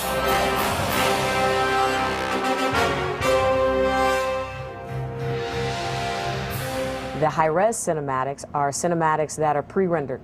They don't have to go through the game engine at all. They can use any type of effects, any type of models, any type of lighting, whatever to make it beautiful. So the high-res cinematics may be more similar to an actual film. For the high-res cinematics, we start with a storyboard, and we make sure to test all of our shots, test our ideas here on paper before doing anything in CG land. From the storyboards, we outline our moves, get our actors together, our mocap actors, go down to the facility, do the shoot.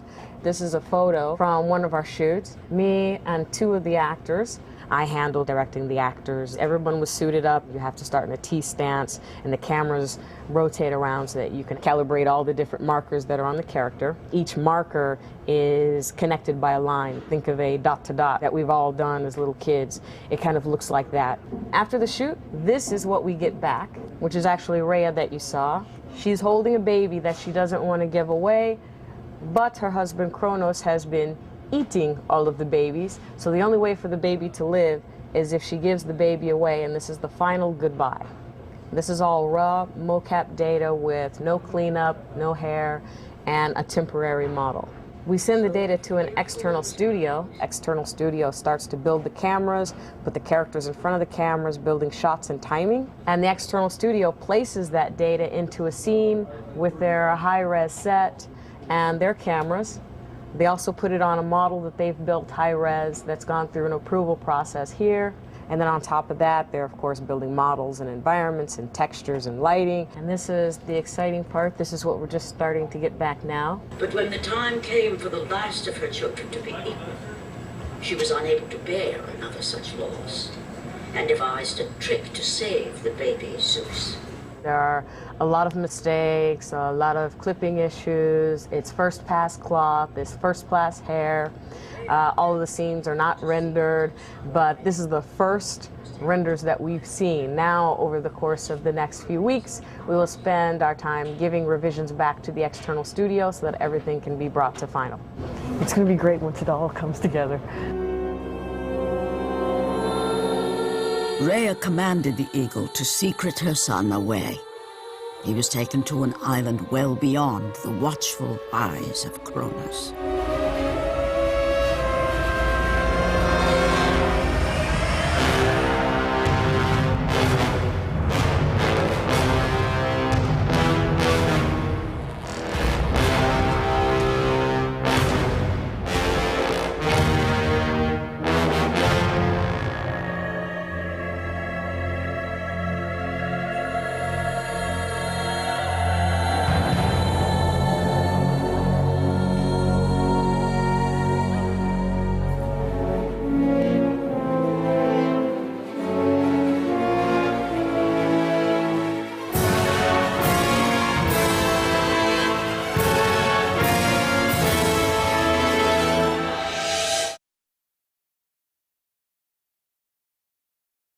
So I'm Stig, art director on God of War II. We had developed only 3 bosses in the last game, so we came out with this one with a goal of trying to multiply that by 5, it seemed like at first. Icarus was an interesting boss too, because it was just trying to bring this almost like Aqualung, Jethro Tull type old, disgusting man and making him just look as crazy and evil as possible, but at the same time, there's a little bit of comedy to his character, as well as the Fat Medusa. I mean, obviously, she's grotesque and she feels very much like she's part of the same family as Sister 3, which is another one of these giant, grotesque beasts. Sister 3 had to, very challenging character, we had to make sure that all of the stuff that was coming through in the concept, all the threads, the fat, the grotesque pus and pimples, and we could pull that off in 3D, and there was a lot of back and forth going between concept and the final product. And we ended up pretty much all of the boss characters that we originally concept, we ended up creating for the game, which is pretty impressive.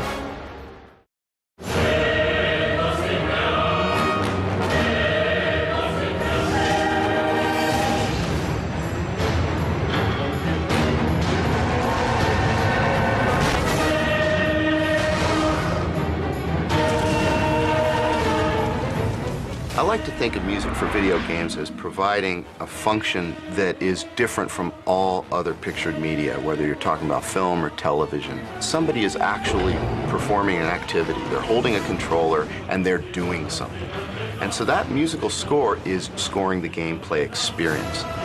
In God of War II, the character of the game itself is punching and driving, and swords are smashing into things. So there's an intense, percussive, slamming quality to the God of War musical score.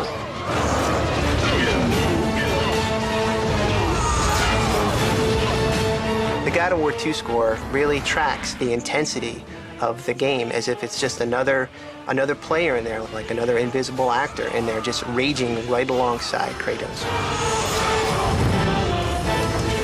I think one of the most impressive things is the fact that we can have multiple composers working on this project and end up with a very unique, cohesive sound. We actually had 4 composers who are also on God of War I: Gerard Marino, Mike Regan, Ron Fish, and Chris Velasco.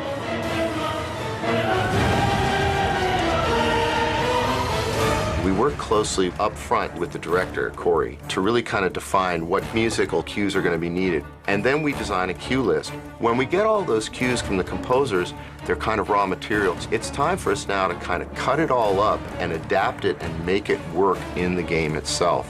We spot the game the same way that directors and composers sit together and spot a movie.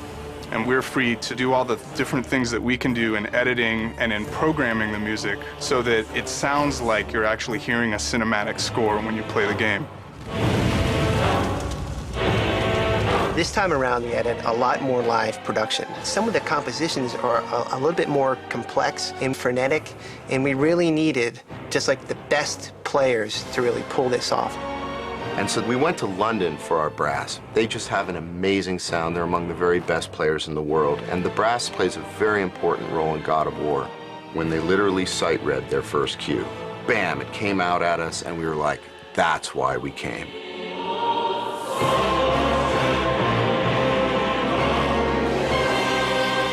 Same thing was true in Prague, where we got our strings, and we recorded a 40-voice choir.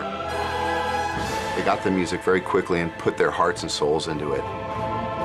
The live music then comes back and has to be incorporated back into all of the source material we received, and just sounds incredible.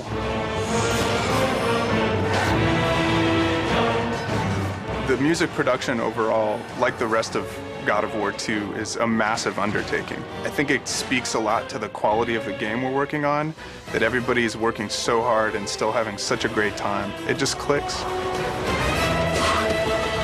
You really need a great video game to be a vehicle for a great score. And that's what we have with God of War II, just like we had with God of War I. I mean, you end up with an experience that really raises the bar of what people should expect from a video game. We're combining synth tracks from the composers, brass from London, strings from Prague, choir from Prague, and all these elements coming together, whammo. It was like, okay, this is why we've done all this.